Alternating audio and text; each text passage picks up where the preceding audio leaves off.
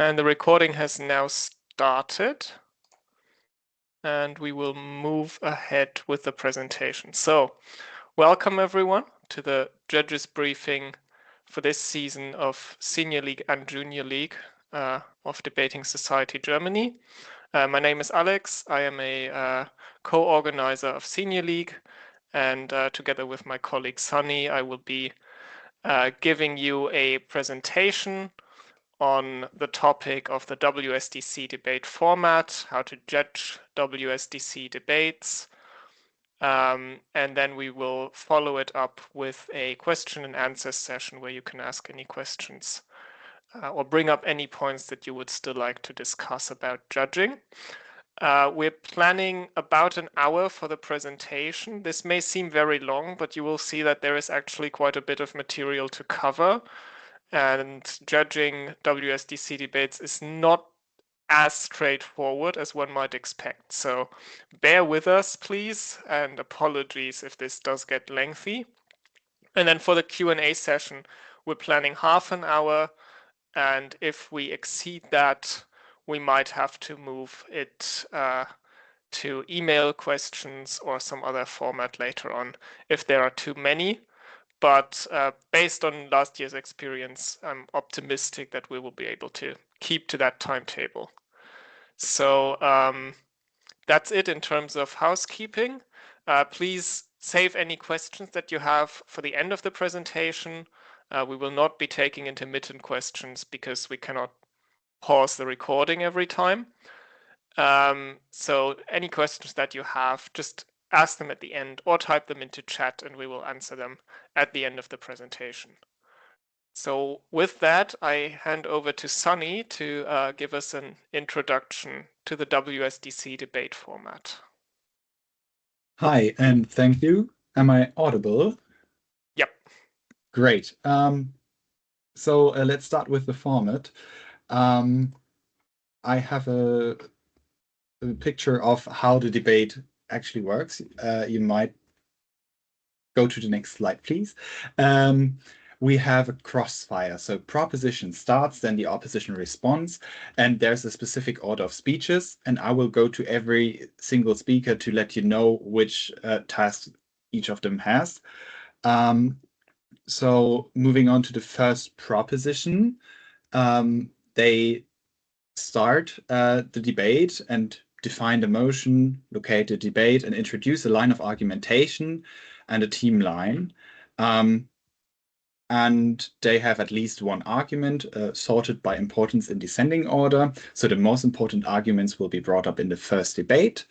All in all, we have 8 minutes of speaking time in Senior League and 6 minutes of speaking time in Junior League. And Alex will let you know about the range of marks later on. It's important here to notice that the first and last minute are protected time. So there are no POIs during the first and the last minute of the speech. Yeah, after first proposition opens the debate, first opposition has the time to respond.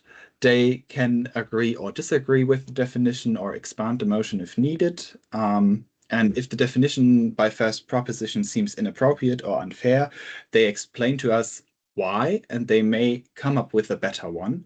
And they also might add any missing definitions, like if proposition only defined one word of the whole motion, they might add more definitions in order to provide us a better overview what they will talk about, basically. They decide and motivate the decision whether to defend the status quo or offer a counter prop, and they will rebut the first speaker of side proposition. This will be about 1/3 of the speech. Then they will present the team line and also bring up an argument or two arguments. It's also important that they have the most important arguments pretty at the beginning of their team. Yeah, moving on to the second proposition. They will rebut a lot. We've written down something like 50%. And if the first opposition modified the definition, they should mention it and tell us their meaning on that. So, like, opposition came up with a total new view on what regretting means. They should tell us whether they agree to that or not, and if not, why they do not agree to the new specific definition that came up.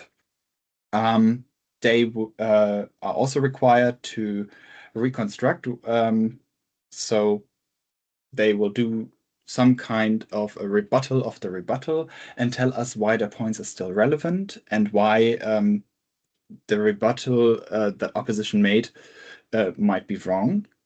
And they can come up with additional arguments. This might be 1 or 2 or 3, however, how much they want. And this should also take about 50% of the speech. Now moving on to the second opposition.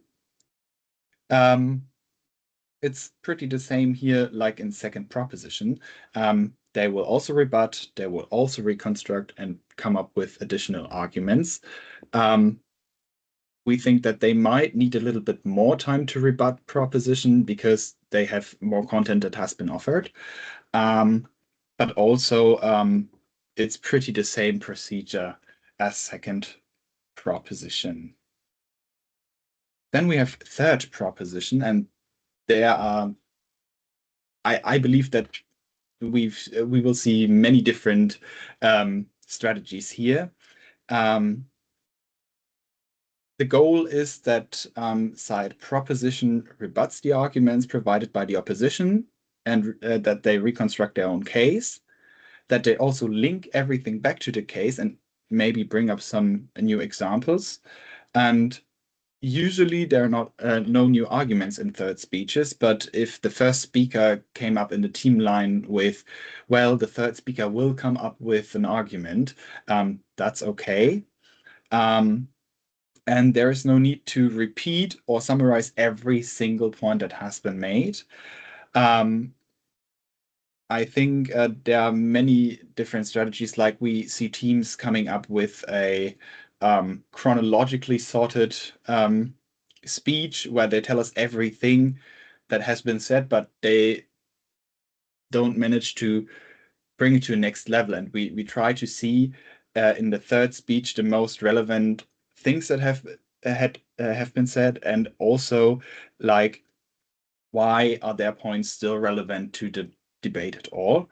And yeah, I think that's all I wanted to say about third proposition. And yeah, basically it's the same for the opposition. So the roles are quite similar here. Yeah,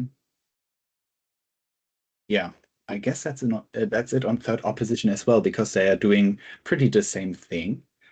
Yeah, just one thing that's different is for third opposition, it's usually not a good idea to include new arguments because third opposition is the last main speech of the debate. So anything that you bring up in third opposition that is new material, prop will not have the opportunity to rebut, which automatically makes it weaker. Because anything that the other side does not have the opportunity to rebut, as judges, you're basically supposed to be suspicious about. That's a good point. Yeah, that leads me to reply opposition. We have different speaking times here. That's just half of a speech and half of speaker points because it's like just a half speech. And we changed the direction here. So opposition has the reply speech first, and then proposition closes the case. It's important that there is no new rebuttal, that there are no new arguments and no POIs during the reply speech. We expect a reply speaker to detect the main clashes of the debate, highlight key areas of disagreement and points that are left standing. And the speaker should take a step back and provide a broader perspective on the whole debate. and show us what the debate basically was about from a rather neutral perspective. And it's quite important that there are no new arguments, because we do not have the time to respond to them anymore, and they're way too late. So this is just somewhat of summing up all the things and bringing them into a new context. And same applies to the reply speaker of the proposition. The reply proposition speaker is closing the debate. So if they would bring up a new argument, that would be way too late, because no one has ever the opportunity to respond to that. And the goal is to have, somewhat of a clear overview at the end of what the debate was about. Then moving on to the points of information. A speaker can ask a question or make an objection to the person currently delivering their main speech. This is called point of information. In order to do so, they might, or they should, get up and say, point of information, please, or on this point, please. And the speaker currently delivering their speech is allowed to request that the POIs are offered non-verbally, because we notice that some speakers might get distracted if there's someone jumping up and screaming, point of information, please. So if a speaker requests a non-verbal POI, this is okay. So the debater should just get up and wait until the speaker accepts the POI. It is up to the speaker that is holding their speech to accept or decline a POI that is offered. It is just important that it's done verbally.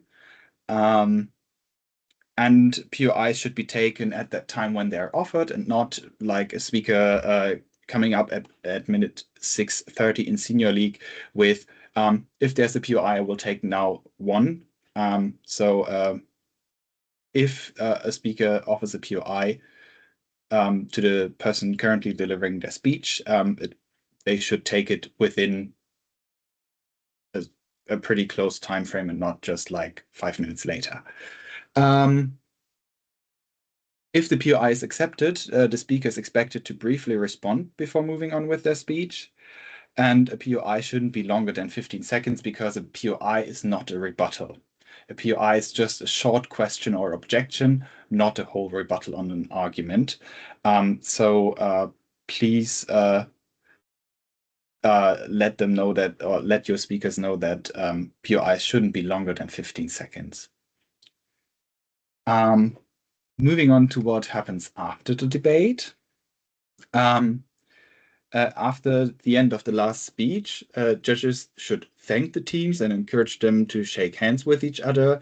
A common phrase that is used is, I declare this debate is closed now. Thank you for your speeches. The teams may shake hands now.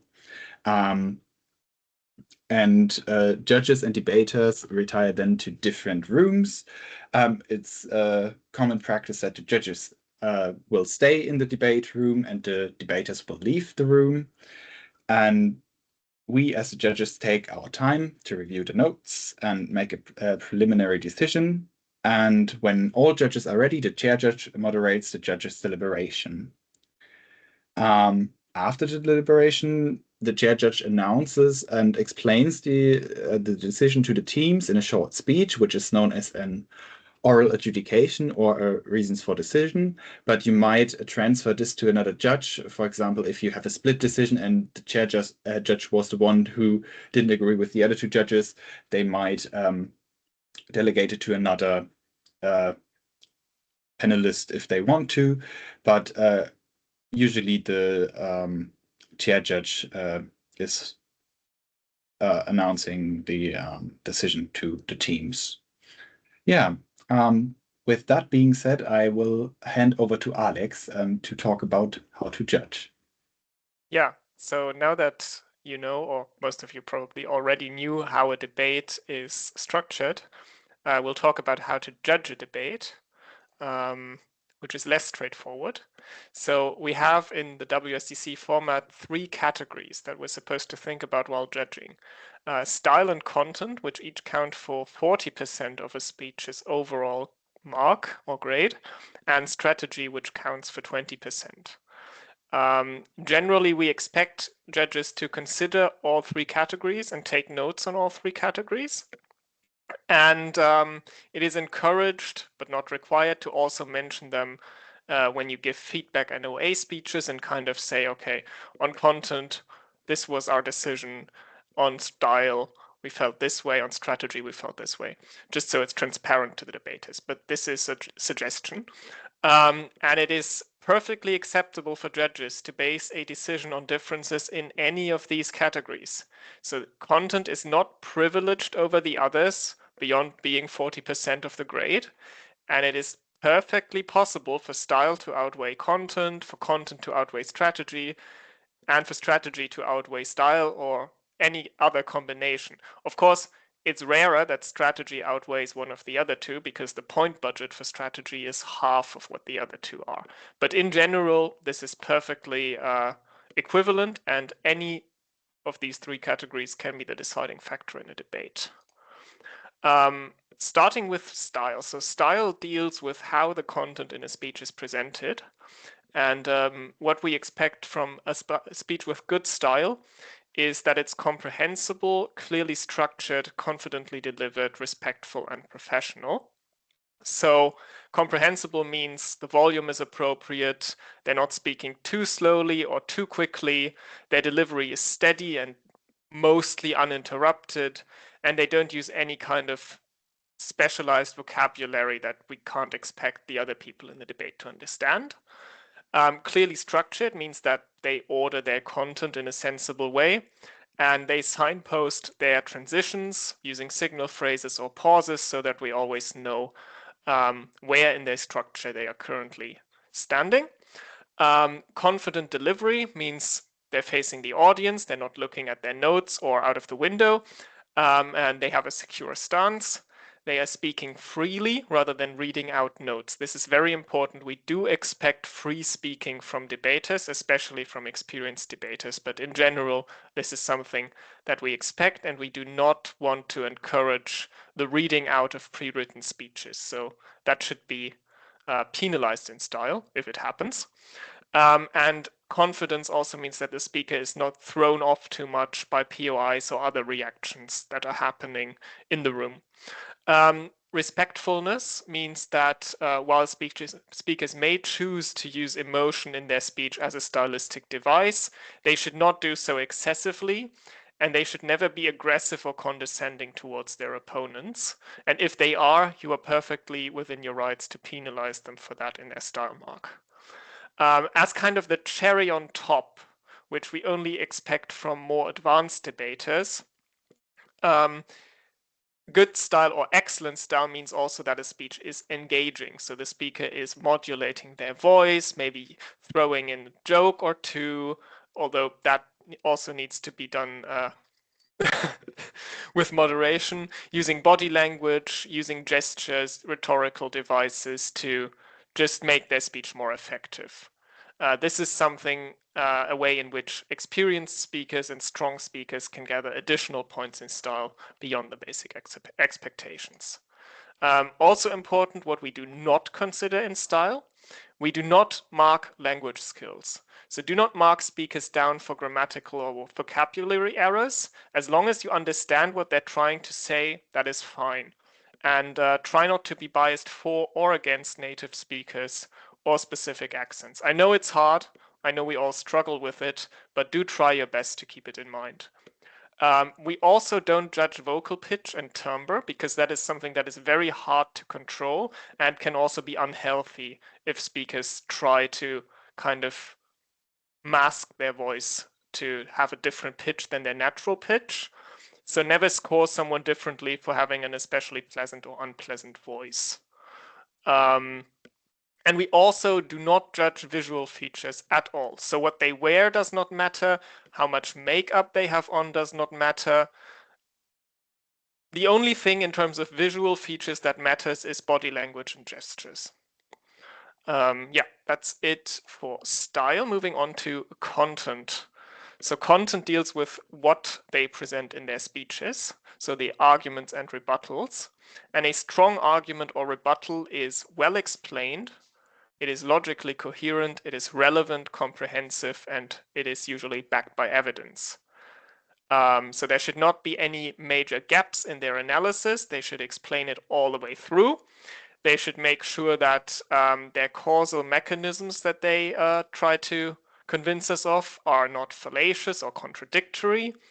They make it clear how what they are saying relates to the motion and what was previously said in the debate and why it's relevant to the motion. And they try to make their arguments stronger by making them apply to a wide range of cases, not unnecessarily restricting their definitions, and by rebutting whole arguments and not just focusing on single examples that the other side brought up. So in general, a rebuttal should always include some rebuttal of the mechanism behind an argument and not just of the examples that are brought up. In terms of evidence, we do expect evidence, especially in prepared debates, but also in impromptu debates, evidence is something that is encouraged and at a certain level expected. Evidence can take many different forms. It can be an example case, it can be a comparison to something similar, it can be a statistic, a reference to some piece of scientific research, anything that basically backs up what they're saying as factual. And of course, this only applies for factual claims. If you have normative claims, it's a lot more complicated. And we don't generally expect principled argumentation or moral argumentation as much from junior league debaters. But when debaters do argue normatively, they should also support these claims by comparing them to similar generally accepted norms. Content, importantly, also has some things that are not supposed to be judged. We don't judge nominally how many arguments there are. One strong argument may beat many weak ones, and teams should not be penalized for having only one argument if that argument is good, and should also not be marked up for having 10 arguments if they're all weak. Same goes for evidence. Evidence is only relevant if it is clearly connected to an argument or rebuttal, and a team should never win a debate just because they cited more studies. Factual correctness is not something that we judge, so we should accept any evidence that is presented as true unless it is contested by the other team in a credible way, and you should not let any kind of expert knowledge that you as an individual may have influence your decision. Similarly, you should also not let your opinion influence your decision, which means that regardless of whether you agree or disagree with what they're saying, as long as it fulfills these criteria, it should be judged accordingly. And also never judge them on what they didn't say, so never mark them down for not coming up with something that you expected them to come up with. Just judge the debate as it happens in front of you. Final category, strategy. Just as a reminder, this is worth half the points that the other two categories are worth. Strategy deals with why debaters make certain choices, and this includes things like framing, so how they characterize the motion and the circumstances to maximize the impact of their argumentation. It includes prioritizing the strongest arguments on their own side and the strongest arguments on the other side and discussing those with priority. It includes time management, complying with the speaking time, using it effectively, not backloading their speech, so not saving all the important stuff until they could no longer receive POIs on it.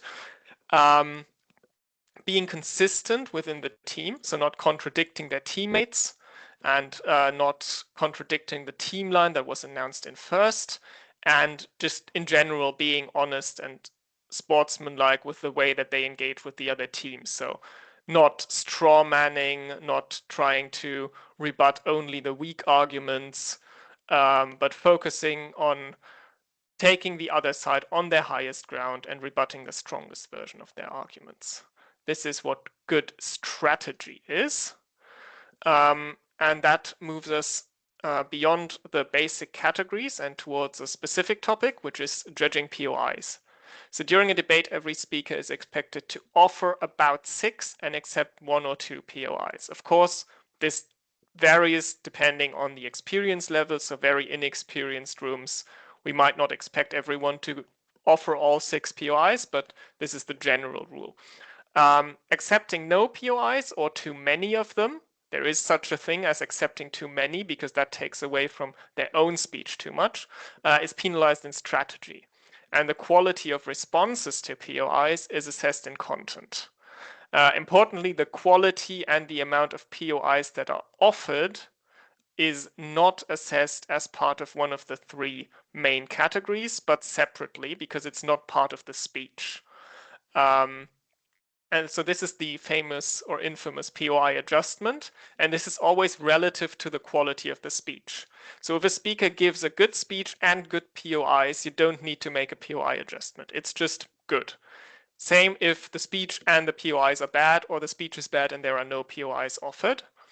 But if there's a major disconnect between the quality of the speech and the quality of the POIs that a speaker offers, you might add an adjustment point or deduct an adjustment point, or sometimes even 2. Yeah, if the speech quality and the POI quantity quality are not very different, then no such adjustment needs to be made. In general, we do not expect you to judge objectively because that is impossible. There is also no rubric. We've been asked in the past whether we could provide a rubric for judging. We cannot. This is the closest we can get. You should always make sure that your decisions are justifiable, fair, and consistent. So you can clearly explain why you made them, you judge everyone on the same standards, and you don't change those standards wildly between debates. We never expect judges to be experts on the subject matter, only informed members of the public. So do try to keep any expert knowledge that you have out of the debate, and please don't research the debate topics ahead just because you're judging the debate. Of course, if you coach a team, you might research because you're planning their own case with them, which is absolutely fine, but do try to keep that out of your judging.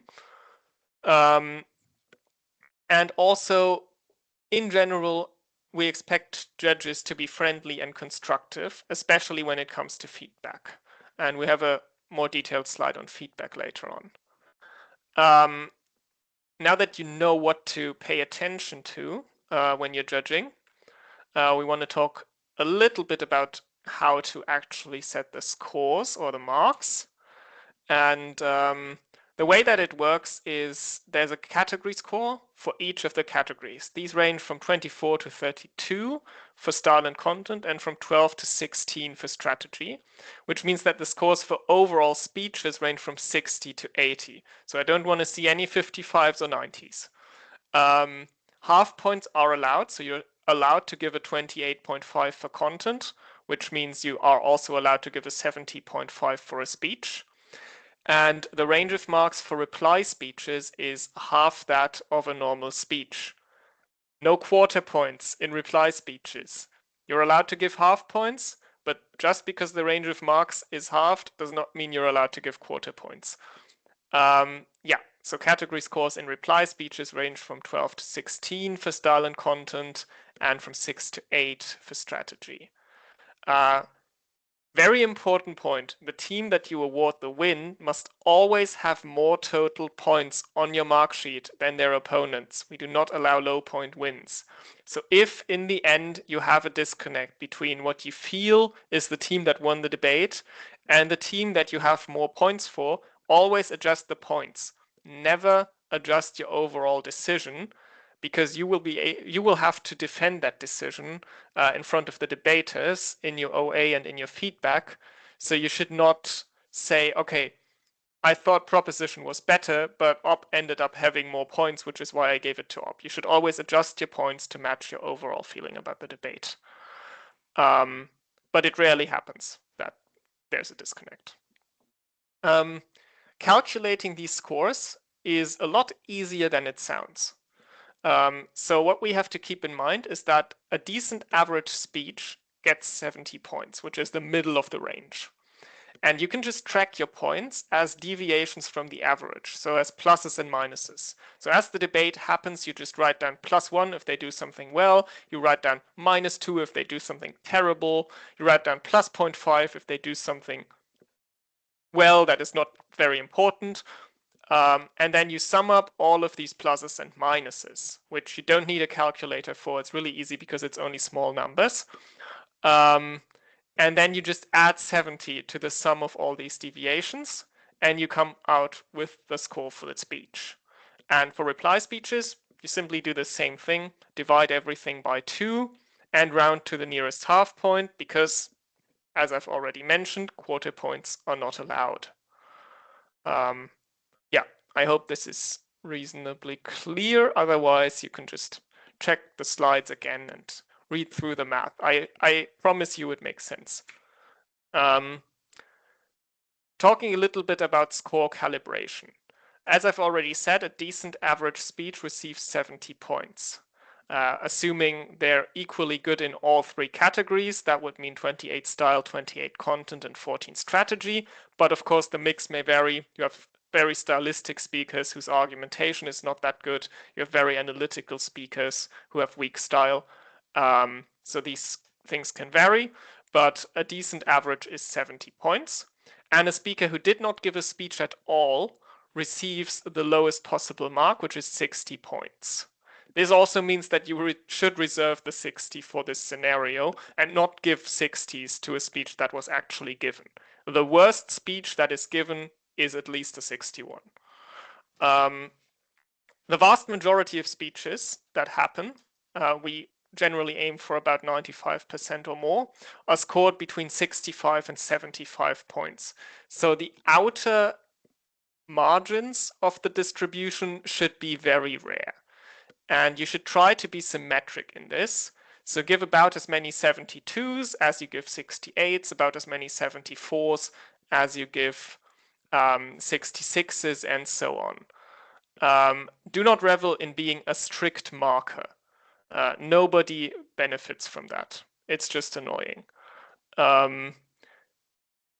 It is important to accept that scoring is subjective, so also don't worry if you have different scores for the speeches than the other judges in your room. That is totally normal, and it happens to all of us. So don't worry if they have higher marks than you or lower marks than you. It does not mean that your marks are wrong. It just means that you have a slightly different read on the debate than they have, or you have a different marking habit. Yeah, to kind of visualize this a little bit, I plotted this really nice normal curve. You might remember this from Intro to Statistics. If you do, commiserations. But what you can see here is that the average is around 70, as we've already mentioned. And the 95% interval is roughly between 65 and 75. So 95% of the speeches are in between those numbers. And we can also see here that the curve is symmetric. This is the ideal. What we usually get in reality is closer to this. So most judges don't use the range as much as they could. They tend to stay very much in the middle of the range. And they do tend to skew towards lower with their scores. So we get more 69s than we get 71s from most judges. And the very low scores, 60 to 64, are given quite a bit too frequently compared to the very high scores, which almost never happen. So marks between 72 to 75, which are high marks, but still within the 95%, so still should be relatively common, are given much too rarely. So this is something that you can just take home as a judge, kind of as you score more and more debates, look at how's your own distribution looking like. Maybe you need to be a little bit more charitable. Maybe you need to be kind of using the whole range a little bit more. But in general, don't worry if yours looks different, because as I already said, marking is subjective. Do try to be symmetric though, because if we're not symmetric with this, then a whole lot of statistics that also go into pairing and things like that and ranking the teams eventually stop making sense, because we rely on central moments for a lot of stuff. Yeah, and that is it on judging and scoring. Probably a lot of information to digest, and I do encourage you to check the slides and the video later again if you need to remind yourself of anything or anything is unclear. But with that, just to kind of stick to the time frame that we've set ourselves, I now hand back to Sunny to talk about deliberation and decision and the new or semi-new conferral judging system that we have in Senior League and Junior League this season. Yeah, so last year we had a trial run on the conferral judging system, and a vote decided that we will use it from now on in Junior League and Senior League. And I think we will also use it in the out rounds, but I'm not quite sure about that at the moment. And we've written down some things that might help you to get used to the new system, and that help you to structure the time, because sometimes the deliberation took quite long and we want to avoid it. So we have a time structure provided for you. Could you move on to the next slide, please? Yeah, so what is different to the previous format? Any adjudicator might change their decision at any time during the deliberation. This means you might change the scores or might the overall result. That's totally okay. And in the system we had before, it was like you enter your ballots and have a score, and you won't change your decision. But now it's okay to do so.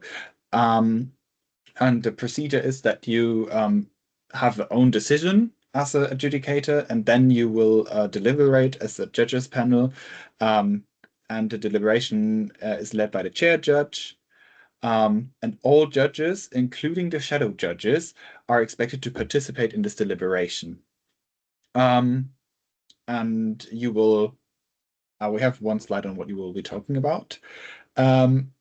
But then you have a final decision at the end, and everyone fills in their ballot and send it to us in order to reflect their final decision. So you might adjust some speaker points in order to have no low point win. Please make sure that if you change your decision on the team which won, that you also adjust the speaker points in order to have a right winning team. Next slide, please. It's important to mention that every adjudicator has a different view on the debate. So split decisions are still possible, and the deliberation is intended to clarify open questions on the debate, understand different perspectives on the debate, and discuss the most important clashes in the debate. But it's not intended to convince other judges of your opinion, even if you are more experienced. And you shouldn't discuss every single little detail you've noticed in the debate. I think the main takeaway is that you should stay at, or you can express what you're feeling, but there's no such thing as I try to convince you that this decision is the right one, because as we have noticed, judging is very individual to each of us. So now moving on to the timeline. So we have a small timeline. So at the beginning, you take 3 minutes to arrive at your preliminary verdicts. Then you talk about it 10 minutes and make a final decision. And then you take 2 minutes to fill in your ballots independently. Then we have like 3 minutes of OA preparation. OA means oral adjudication. And then the oral adjudication will be delivered. And then there's individual feedback. So make sure that the deliberation time you as a panel have is not longer as 15 minutes. roughly. Sometimes it takes a little longer because some teams are quite on the same level, so it might take 20, but make sure that it sticks to the roundabout 15 minutes mark. Then I will talk about giving feedback. This is also very important because we've been asked what should be in a feedback. And most importantly, a feedback should be comprehensible, constructive, actionable, encouraging, and brief. So in order to make a feedback comprehensible, try to avoid any fancy terminology and use a language the students understand. So if you have a young junior team that just started debating like a few weeks ago, you might also offer to give feedback in German, because feedback is something that should help the debater. The feedback should be constructive. So you don't just discuss what was wrong, you will also focus on how to do it better next time. So give them some key takeaways they can take home or can take into the next speech. Also, the feedback should be actionable. This means that you should only give suggestions that can realistically or that they can realistically implement at their current experience level. So try to locate for yourself the debater somewhere in the experiencing level, and then adjust your feedback to that, because it doesn't help the speaker if they get some pretty high level feedback and they need to work on the basics maybe. Most importantly, always highlight what they did well in order to be encouraging, and don't discuss every single mistake they made. Focus on the most important things they can improve, and it's really, really important to highlight what they did well, because you want to know what was good in that debate, what can I keep in my style, my strategy, my content. And also make sure that your feedback is brief, because debaters are often exhausted after a debate, and try to limit yourself to a maximum of 5 to 10 minutes. Giving feedback is difficult, so don't be too harsh on yourself.